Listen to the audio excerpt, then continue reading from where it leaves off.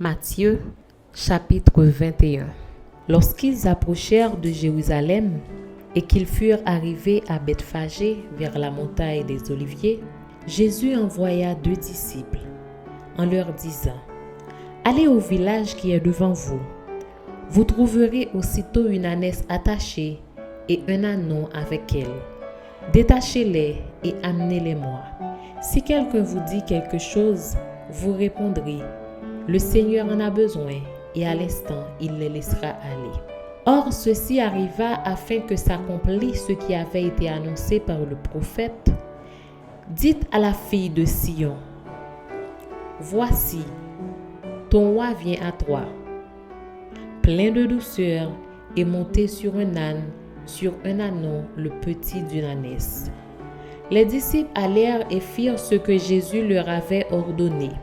Ils amenèrent l'ânesse et l'ânon, mirent sur eux leurs vêtements et le firent asseoir dessus. La plupart des gens de la foule étendirent leurs vêtements sur le chemin, d'autres coupèrent des branches d'arbres et enjonchèrent la route. Ceux qui précédaient et ceux qui suivaient Jésus criaient : « Hosanna au fils de David ! Béni soit celui qui vient au nom du Seigneur! Hosanna dans les lieux très hauts !» Lorsqu'il entra dans Jérusalem, toute la ville fut émue et l'on disait : « Qui est celui-ci » La foule répondait : « C'est Jésus, le prophète de Nazareth en Galilée. » Jésus entra dans le temple de Dieu. Il chassa tous ceux qui vendaient et qui achetaient dans le temple. Il renversa les tables des changeurs et les sièges des vendeurs de pigeons. Et il leur dit : « Il est écrit : ma maison sera appelée une maison de prière, mais vous, vous en faites une caverne de voleurs. » Des aveugles et des boiteux s'approchèrent de lui dans le temple et il les guérit. Mais les principaux sacrificateurs et les scribes furent indignés à la vue des choses merveilleuses qu'il avait faites et des enfants qui criaient dans le temple : « Hosanna au fils de David !» Ils lui dirent : « Entends-tu ce qu'ils disent ?» « Oui, leur répondit Jésus. N'avez-vous jamais lu ces paroles ? Tu as tiré des louanges de la bouche des enfants et de ceux qui sont à la mamelle. » Et les ayant laissés, il sortit de la ville pour aller à Béthanie, où il passa la nuit. Le matin, en retournant à la ville, il eut faim. Voyant un figuier sur le chemin, il s'en approcha, mais il n'y trouva que des feuilles, et il lui dit : « Que jamais fruit ne naisse de toi. » Et à l'instant, le figuier sécha. Les disciples qui virent cela furent étonnés et dirent : « Comment ce figuier est-il devenu sec en un instant ?» Jésus leur répondit : « Je vous le dis en vérité, si vous aviez de la foi et que vous ne doutiez point, non seulement vous feriez ce qui a été fait à ce figuier, mais quand vous diriez à cette montagne : ôte-toi de là et jette-toi dans la mer, cela se ferait. Tout ce que vous demanderez avec foi par la prière, vous le recevrez. » Jésus se rendit dans le temple, et pendant qu'il enseignait, les principaux sacrificateurs et les anciens du peuple vinrent lui dire : « Par quelle autorité fais-tu ces choses ? Et qui t'a donné cette autorité ?» Jésus leur répondit : « Je vous adresserai aussi une question. Et si vous m'y répondez, je vous dirai par quelle autorité je fais ces choses. Le baptême de Jean, d'où venait-il ? Du ciel ou des hommes ? » Mais ils raisonnèrent ainsi entre eux : « Si nous répondons du ciel, il nous dira : pourquoi donc n'avez-vous pas cru en lui ?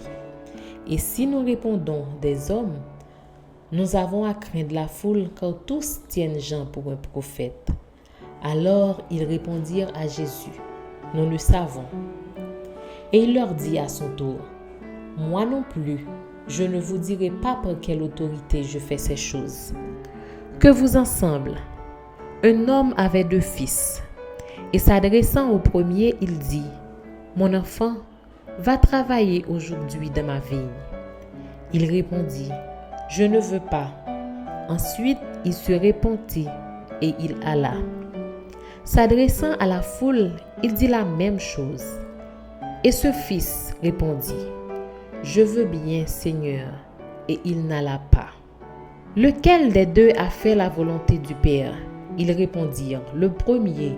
Et Jésus leur dit, je vous le dis en vérité, les publicains et les prostituées vous devanceront dans le royaume de Dieu. Car Jean est venu à vous dans la voie de la justice et vous n'avez pas cru en lui. Mais les publicains et les prostituées ont cru en lui. Et vous, qui avez vu cela, vous ne vous êtes pas ensuite repentis pour croire en lui. Écoutez une autre parabole. Il y avait un homme, maître de maison, qui planta une vigne.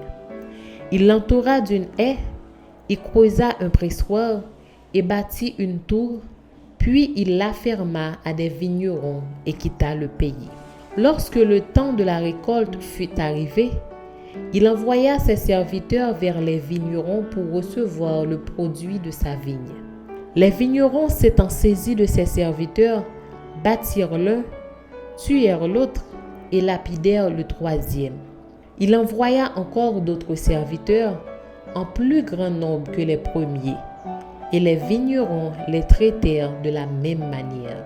Enfin, il envoya vers eux son fils en disant, « Ils auront du respect pour mon fils. » Mais quand les vignerons virent le fils, ils dirent entre eux, « Voici l'héritier, venez, tuons-le et emparons-nous de son héritage. » Et ils se saisirent de lui, le jetèrent hors de la vigne et le tuèrent. Maintenant, lorsque le maître de la vigne viendra, que fera-t-il à ces vignerons? Ils lui répondirent, il fera périr misérablement ces misérables, et il affermera la vigne à d'autres vignerons qui lui en donneront le produit au temps de la récolte. Jésus leur dit, n'avez-vous jamais lu dans les Écritures, la pierre qu'ont rejetée ceux qui bâtissaient est devenue la principale de l'angle? C'est du Seigneur que cela est venu, et c'est un prodige à nos yeux. C'est pourquoi, je vous le dis, le royaume de Dieu vous sera enlevé et vous sera donné à une nation qui en rendra les fruits. Celui qui tombera sur cette pierre s'y brisera, et celui sur qui elle tombera sera écrasé. Après avoir entendu ces paraboles, les principaux sacrificateurs et les pharisiens comprirent que c'était d'eux que Jésus parlait. Et ils cherchaient à se saisir de lui, mais ils craignaient la foule parce qu'elle le tenait pour un prophète.